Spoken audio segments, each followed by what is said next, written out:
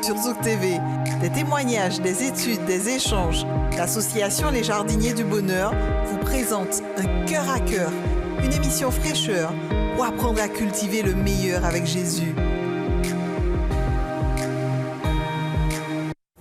Bienvenue, chers amis téléspectateurs, bienvenue parmi nous, bienvenue de là où vous vous trouvez. Nous sommes heureux de partager ce moment, ce cœur à cœur avec Jésus, en votre compagnie, avec vous, pour vous, Samuel. Bonjour. Et Williams. Bonjour et bienvenue. Bonjour. Comment allez-vous aujourd'hui? Très bien. Très bien. On est détendu. Il fait beau à Martinique, donc forcément. On est vivant, grâce à Dieu. On est vivant grâce à Dieu et il fait beau. Nous espérons vous communiquer un peu ces rayons de soleil de là où nous nous trouvons. Aujourd'hui, nous allons réfléchir autour d'une thématique particulière, Jésus-Christ, qui est au cœur de notre émission, mais Jésus-Christ dans toute la Bible. Est-ce qu'on retrouve vraiment Jésus-Christ dans toute la Bible? Jésus-Christ n'est-il pas seulement le personnage, cet illustre personnage du Nouveau Testament? C'est justement parce qu'on a... C'est parce que je n'ai pas étudié la Bible. Parce qu'on n'a pas étudié, il faut le dire, parce que lorsqu'on parle dans Luc 24, par exemple, Luc chapitre 24, le verset, quand les disciples sont sur le chemin d'Emmaüs, dans le doute, en pleine déception et autres, dans le verset 25, quand Jésus-Christ est à côté d'eux, il ne dit pas c'est lui Jésus.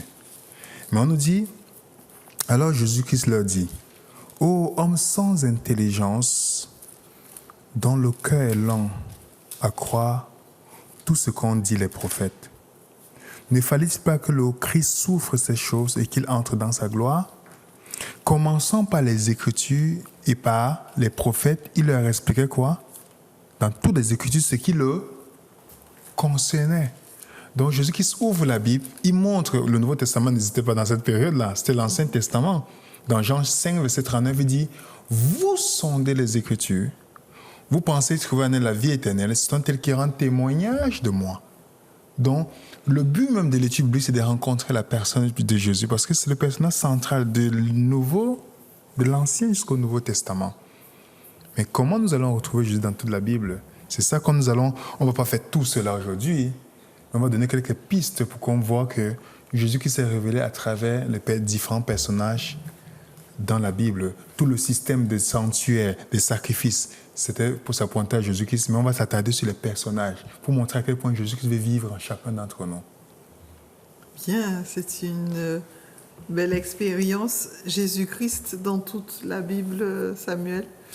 Oui, en effet, Jésus est le personnage central de la Bible, puisque nous savons que le vrai problème dont souffre l'humanité aujourd'hui est le péché. Et la seule solution qui a été donnée pour le péché, c'est le sanctuaire. Donc ce serait intéressant un jour de pouvoir l'étudier. Et lorsqu'on parle du sanctuaire, on sait que celui qui officie dans le sanctuaire est Jésus-Christ. Donc il est important de comprendre le pourquoi il vient, quelle est sa mission et la manière dont il l'accomplit. Puisque pour continuer dans la lignée de ce que disait William au verset 32 de Luc 24, on voit que les apôtres s'interrogent en eux-mêmes disant « Mais est-ce que notre cœur ne brûlait pas ?» lorsque Jésus leur a expliqué tout ce qui le concernait dans les Écritures. Donc eux-mêmes ont reconnu que tout ce qui était écrit dans la Bible concernait bien Jésus-Christ. Et comme nous l'avons dit tout à l'heure, lorsque les apôtres font ces remarques, lorsque Jésus dit ces choses aux apôtres, le Nouveau Testament n'a pas encore été écrit. Donc eux-mêmes, toutes ces personnes qui étaient des contemporains de Jésus-Christ, qui l'ont connu, qui ont passé du temps avec lui, ont reconnu que toutes ces choses qui étaient écrites dans la Bible parlaient bien de Jésus-Christ et de son ministère. Wow. Donc, Jésus-Christ est vraiment dans toute la Bible, de la Genèse à l'Apocalypse. Mais quel est son objectif? Parce que c'est la Bible, c'est la révélation de Jésus-Christ. Pas seulement l'Apocalypse. Non. Parce qu'il dit dans Jean chapitre 1, le verset 18, il dit « Personne n'a jamais vu Dieu. Seul le Fils unique qui est dans le sein du Père l'a fait connaître, donc l'a révélé. » Jésus qui vient nous révéler réellement qui est le Père quand le monde a une mauvaise conception de Dieu. Et c'est pourquoi, nous, par exemple, on va commencer par un personnage, d'abord Adam. Dans 1 Corinthiens chapitre 15, on nous dit que Jésus c'est le dernier Adam. N'est-ce pas? On voit même dans les tentations de Jésus-Christ, quand on lui dit, Satan lui dit, transforme cette pierre en pain, il utilise par exemple Deutéronome 8, verset 3. L'homme ne vivra pas de pain seulement. Dans le texte original, ça veut dire Adam ne vivra pas de pain seulement. Il y a le premier Adam qui a échoué, il y a le dernier Adam qui vient pour avoir la victoire. Le premier Adam a été endormi un vendredi, on a percé sa côte pour qui? Pour son épouse, Ève. Le dernier Adam, Jésus-Christ, dans Jean chapitre 19, il est mort un vendredi, on a percé sa côte pour qui? Pour son épouse, son église. Vous voyez? Donc on voit comment Jésus-Christ, la vie d'Adam pour retrouver la vie de Jésus dans la vie d'Adam. On peut aller plus loin avec d'autres personnages. Je ne sais pas, Samuel veut ajouter un personnage. Tout à fait. Par exemple, avec le personnage de David que j'aime beaucoup, celui que Dieu a appelé l'homme selon son cœur, malgré le fait que c'était un homme qui était adultère, que c'était un homme qui était meurtrier, un homme qui a fait énormément de choses. Et d'ailleurs, comme j'aime bien dire souvent, je pense que très peu de parents accepteraient que leur fille marie un homme comme David, tellement il a commis de crimes et de péchés dans sa vie, et des péchés qui étaient exposés à la face de tout le monde. Mais lorsque l'on voit la vie de David, c'est très intéressant parce qu'on peut voir beaucoup de parallèles avec celle de Jésus. Par exemple, on sait que le nom de David veut dire bien-aimé. On sait que David était le bien-aimé de son père. On sait que comme Jésus, il est né à Bethléem. Et on sait que l'une des missions que le père de David avait données à David, c'était d'aller vers ses frères, voir comment ils allaient et leur apporter du pain, des provisions. Est-ce que ce n'est pas ce que Jésus a fait lorsqu'il est venu sur terre? Il vient sur terre voir comment se porte l'humanité et leur apporter le pain de la parole. Et on l'a appelé le bon berger également. Totalement. Et David est également le berger. On sait que David a passé les tribulations avec Goliath, qu'il a vaincu d'ailleurs. Et d'ailleurs, David n'a connu aucune défaite dans sa vie, comme Jésus-Christ n'a connu aucune défaite lorsqu'il faisait la guerre. Lorsqu'on voit par exemple la bataille avec Goliath, on sait que David a remporté la victoire sur Goliath au bout de 40 jours. Et on sait que Jésus a remporté la victoire dans le désert au bout de 40 jours également. Donc on voit, toutes ces histoires nous sont racontées pour nous montrer à quel point le ministère de Jésus, toutes les choses qu'il allait accomplir étaient déjà annoncées au préalable. C'était de telle sorte que toutes les personnes qui lisaient la Bible disaient « Mais attends, Jésus a remporté la victoire en 40 jours. Mais est-ce que ce n'est pas un parallèle, une chose similaire à la vie de David, ou par exemple le fait qu'il soit né à Bethléem, qu'on l'appelle fils de David, ce ne soit pas une chose que l'on peut concorder ensemble? Et on peut voir encore beaucoup de choses dans la vie de David ou sur beaucoup d'autres personnages de la Bible. Par exemple, on sait que David a commencé son rôle de roi, sa fonction de roi, à partir de l'âge de 30 ans. On peut le voir dans le passage de 2 Samuel 5 au verset 4. Et on sait que Jésus a commencé son ministère également à l'âge de 30 ans. Et on sait que c'est également l'âge pour lequel le souverain sacrificateur rentre en fonction. Donc toutes ces choses sont des symboliques fortes, sont des choses qui sont faites pour nous rappeler à quel point le ministère de Jésus est essentiel. C'est une chose qui est centrale dans la Bible. Alors, est-ce que le ministère de Jésus, qu'on connaît, révélé en tout cas dans l'Ancien Testament, était déjà préannoncé peut-être C'est ce qu'on voit quand on a lu Luc chapitre 4.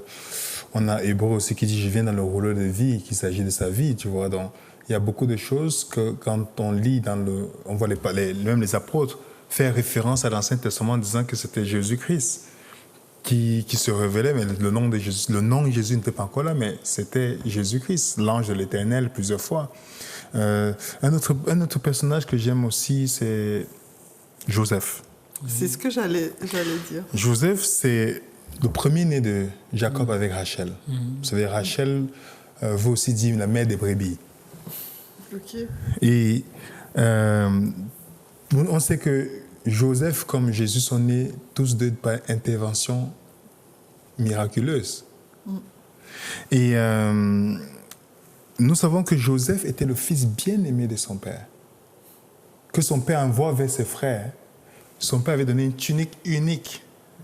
Donc il devait être l'héritier. Il envoie vers ses frères. Est-ce que ses frères l'ont bien accueilli? Non. Est-ce que les Juifs ont bien accueilli Jésus-Christ? Non. Qu'est-ce qu'ils ont fait? Ils ont voulu le tuer. Et finalement, ils ont tiré au sort sa tunique comme pour Jésus. Et finalement, c'est Judas, le frère de Joseph, qui dit « vendons-le » quand on lit dans Genèse chapitre 37. Mais on sait que qui a vendu Jésus dans la Bible, dans le Nouveau Testament qu'elle est venue? C'est Judas, n'est-ce pas? Dans Matthieu 26. Voilà. Lorsqu'on l'a vendu en Égypte, ensuite il a été trahi par une femme. Nous savons que Jésus s'était trahi par l'Église, la femme. Et il a été jeté en prison, Joseph. Jésus qui s'était mis sous la terre, parce que la prison aussi, ça symbolise qu'il est sur la terre. Et qu'est-ce qui se passe plus tard? Lorsque Joseph sort de prison, étant en prison, il est entre deux personnes. Il interprète le rêve de deux personnes, une personne qui va mourir, l'autre qui va être sauvée. Jésus-Christ, sur la croix, il y avait deux personnes, une personne qui va être sauvée, une personne qui va être perdue. Et après, on va encore plus loin. Quand Joseph sort de prison, il devient la deuxième personne la plus puissante d'Égypte. Quand Jésus-Christ ressuscite, il reprend la deuxième position dans le ciel. Et on voit Joseph pardonner ses frères. Vous avez médité de me faire du mal dans Genèse 50, verset 20, mais Dieu l'a tourné en bien. Nous voyons Jésus-Christ dire, Père, pardonne-leur, car ils ne savent pas ce qu'ils font. En voulant tuer Joseph, faire du mal à Jésus, ça a tourné à leur bénédiction. Ceux qui voulaient tuer Jésus, c'était pour leur salut. Vous voyez, il y a tellement de similitudes. Samuel parlait aussi de David tout à l'heure. Quand David pêche avec Bathsheba, quand le prophète Nathan vient le voir, il lui dit bien dans 1 Samuel que l'enfant va mourir. Comment on appelle cet enfant-là? Le fils de qui? De David. Le fils de David meurt à cause des péchés de David. Nous savons que le vrai fils de David, Jésus, fils de David, est mort à cause de nos péchés. Ok, c'est des analogies qui ont nécessité une réflexion très Moïse. profonde. Moïse, oui. Moïse est né des parents pécheurs, esclaves en Égypte, mais il n'était pas esclave. Jésus est né des parents esclaves du péché, mais il était sans péché. Il était sans péché. Les deux sont partis en Égypte, c'est pas vrai? Les deux ont été, par exemple, Moïse a rencontré des femmes sur un puits, comme Jésus. Moïse a jeûné pendant combien? 40 jours. Voilà, comme Jésus. Moïse a choisi 12 représentants d'Israël. Jésus a choisi 12. Après, Moïse a choisi 70 anciens. Jésus a choisi 70 disciples. On voulait lapider Moïse, tout comme on voulait lapider Jésus. Est-ce que vous voyez? Des antitypes, en fait, à chaque fois. Effectivement. Les deux ont été transfigurés. Les deux ont célébré la Pâque, mais de manière différente. Moïse a institué la Pâque, la première Pâque qu'on peut voir dans Exode 12. Et Jésus lui-même a célébré la Pâque, puisqu'il est notre Pâque a été immolée. Et Moïse, avant de mourir, il a chanté les cantiques. Il est parti mourir tout seul. Jésus qui a chanté les cantiques avec les 12. Moïse a chanté les cantiques avec les 12 tribus d'Israël, les 12 représentants. Et puis il allait mourir tout seul. Jésus chante les cantiques avec les 12 disciples. Après, il va mourir tout seul. Exactement. Et les deux ont trouvé refuge aussi en Égypte. Puisque Moïse, on voulait le tuer, sa maman l'a mis dans le truc à flotter. Et Jésus aussi, sa famille est allée se cacher en Égypte pour échapper à la fureur d'Hérode. À ceux qui pensent que Jésus, c'est le petit Dieu, avec un petit J de Jésus, il y a une confusion là, il y a une erreur, il y a un mensonge qui est infiltré, non? Oui, parce que dans Deutéronome 32, verset 39, on dit on ne peut pas associer un petit Dieu à un grand Dieu. C'est un non-sens. Un non-sens. Donc, ceux qui mettent Jésus un petit Dieu, c'est parce qu'il y a une confusion. Jésus-Christ est Dieu. Maintenant, il faut comprendre que quand on dit Dieu, c'est comme un nom de famille. Je me marie demain avec ma fiancée, on sera la famille Diké. Dans cette famille, il y a combien de personnes dans cette famille? Au sein de cette famille. Parce que Dieu est amour. Dieu n'est pas aimant. C'est deux choses différentes. Si on dit que Dieu est aimant, ça veut dire que son amour a commencé quelque part. Mais si on dit que Dieu est amour, ça veut dire que sa nature même l'amour. Mais l'amour n'est que possible s'il y a au moins deux personnes. Ça veut dire que Dieu ne peut pas être unicité. Donc il doit être unité à cause déjà de la nature de l'amour. Bien. Et quand on dit par exemple Jésus-Christ premier-né, ça ne veut pas dire que c'est le premier créé. Parce que dans la Bible, dans le psaume 89, on dit que David est le premier-né. On voit dans 1 Chronique chapitre 5, on dit que Joseph est le premier-né. Le premier-né ne veut pas dire premier créé. Le premier-né dans la conception biblique, ça veut dire c'est celui qui a l'autorité, l'héritage. Quand dans Exode 4, verset 22, on dit Israël mon premier-né. Israël, ce n'est pas la première création que Dieu a, la première nation que Dieu a créée. Donc, on voit clairement ici, les gens prennent la Bible, mais ne veulent pas comprendre l'interprétation de la Bible elle-même. Par exemple, les gens viennent parfois nous dire oh, mais la Bible dit que Jésus-Christ, mon père, il a dit mon père est plus grand que moi. Mais ça ne veut pas dire que Jésus-Christ, son père est plus grand que lui dans quoi? Il faut se poser la question. Vous êtes français, Macron est plus grand que vous.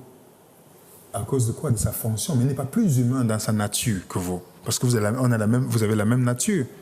Vous voyez?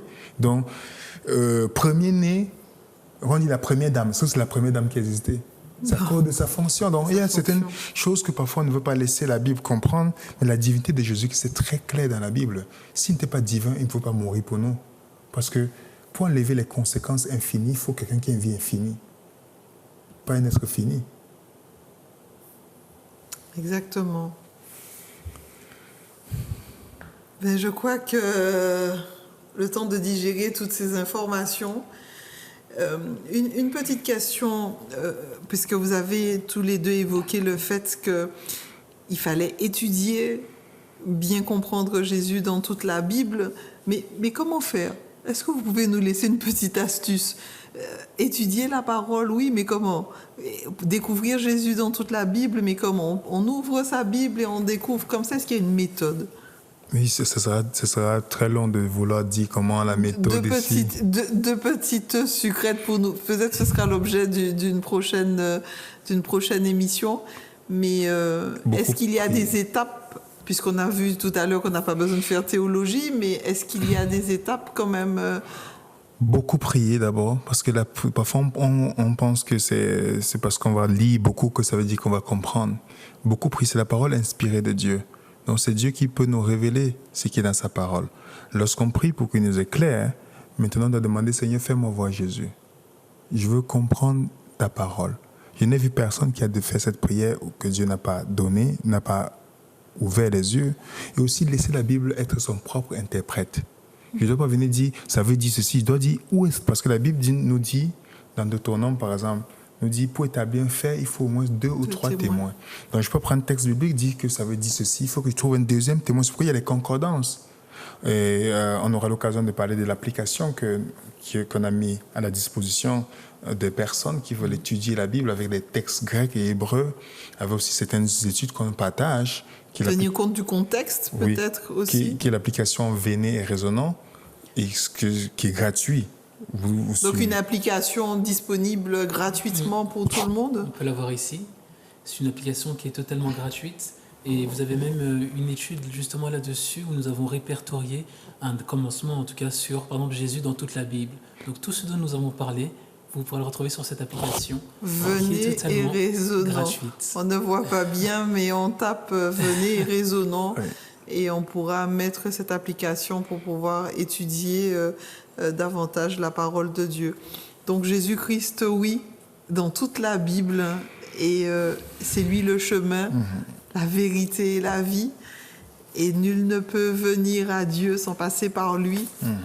Nous vous remercions de ce petit partage qui nous éclaire que Jésus-Christ est réellement le centre de la parole révélée. Merci à vous pour ce petit cœur à cœur qui nous montre combien il est important de voir Jésus au travers de toute la parole et de prendre en compte toute la parole. Merci à vous. Au revoir et à très bientôt pour un cœur à cœur. Merci à Hervé et à Jocelyn, à François, Hervé, François pour cette mise en onde. À très bientôt. pour un cœur à cœur avec Jésus. Sur Zouk TV, des témoignages, des études, des échanges, l'association Les Jardiniers du Bonheur vous présente un cœur à cœur, une émission fraîcheur pour apprendre à cultiver le meilleur avec Jésus.